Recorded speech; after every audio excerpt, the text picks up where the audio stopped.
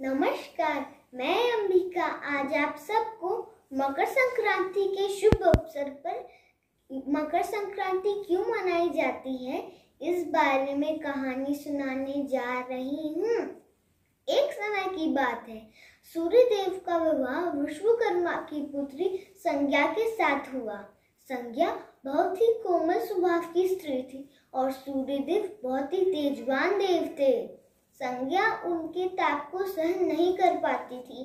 वह सोचती थी कि वो कोई तपस्या करे जिससे संज्ञा का तेज बढ़े, जिससे वो सूर्यदेव का तेज सह पाए या सूर्यदेव का तेज कम हो जाए।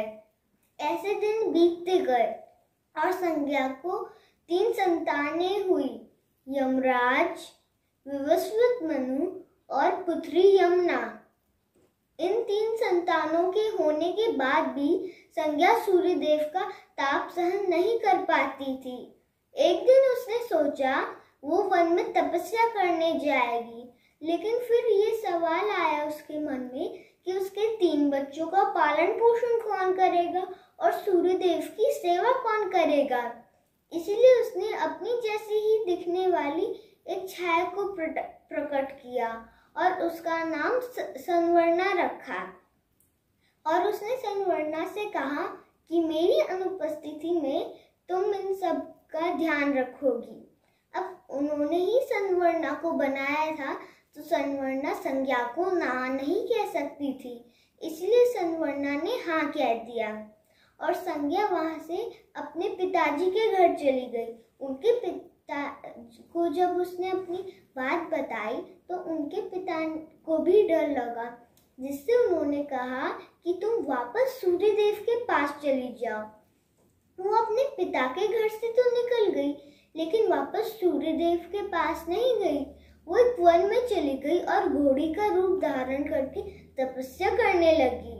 वहाँ संवर्णा उन बच्चों का पालन पोषण और सूर्यदेव की सेवा करती थी। वो छाया थी, इसीलिए उस पर सूर्यदेव की गर्मी का कोई असर नहीं होता था। उन दोनों के मिलन से भी 3 संतानों ने जन्म लिया। उनमें से एक का नाम था शनिदेव। जब शनिदेव संवर्णा के गर्भ में थे, तब वो सूर्यदेव की गर्मी में भूखे प्यासे शिव जी की तपस्या कर रही थी, जिसका असर शनिदेव पर पड़ा और उनका रंग काला हो गया। जब सूर्यदेव ने शनिदेव को देखा तो उनको शक हुआ और उन्होंने संवर्णा को अपमानित करते हुए कहा, ये इतना काला क्यों है? यह मेरा पुत्र नहीं हो सकता। तब शनिदेव छोटे ही थे। संवर्णा की तपस्या की शक्तियां शनिदेव में भी आ गई थी। उन्होंने क्रोध की नजरों से अपने पिताजी को देखा, जिससे उनका रंग भी काला हो गया। उनके घोड़ों का चलना रुक गया। पूरी पृथ्वी में हाहाकार मच गया, जिससे सूर्यदेव शिव जी के पास गए और उनको ये सब बात बताई। शिव जी ने उनको उनकी गलती का एहसास कराया, जिससे सूर्यदेव वापस शनिदेव के पास गए और उनसे क्षमा मांगी, जिससे उनका रंग जैसा था वैसा हो गया। उनके घोड़ों का चलना शुरू हो गया। लेकिन इस घटना के बाद सूर्यदेव ने शनिदेव और उनकी माँ को अपने से अलग कर दिया और शनिदेव ने उनकी माँ के साथ मिलकर उनको कुष्ठ रोगी होने का श्राप दे दिया और वो वहां से चले गए। जब यमराज ने अपने पिताजी को कुष्ठ रोग से पीड़ित देखा तो वो वन में गए और उन्होंने शिव जी की कठोर तपस्या की, जिससे प्रसन्न होकर शिव जी ने जो उनको वरदान दिया था उसमें उन्होंने ये मांगा कि उनके पिताजी कुष्ठ रोग से मुक्त हो जाए, और वैसा ही हुआ।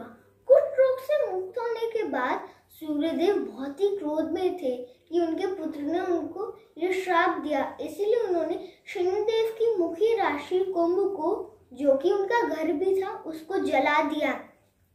जब शनिदेव और उनकी माँ ने उस घर को देखा तो बहुत दुखी हुए। अपनी सौतेली माँ और भाई को दुख में देखकर यमराज को भी दुख हुआ, जिससे उन्होंने अपने पिता से कहा कि आप एक बार उनसे बात करने जाओ। कुंभ में सब कुछ जल गया था, बस कुछ काले तिल बचे थे जिनको शनिदेव अपने साथ ले गए थे।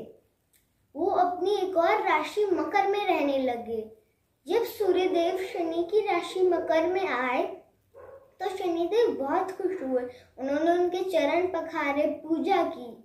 वहां जो कुछ काले तिल बचे थे उनसे ही शनिदेव ने उनकी पूजा की और मिठाई बनाकर उनको खिलाई।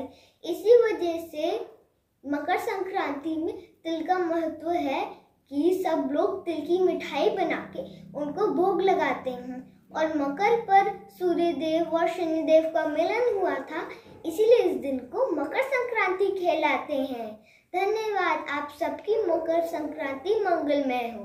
धन्यवाद।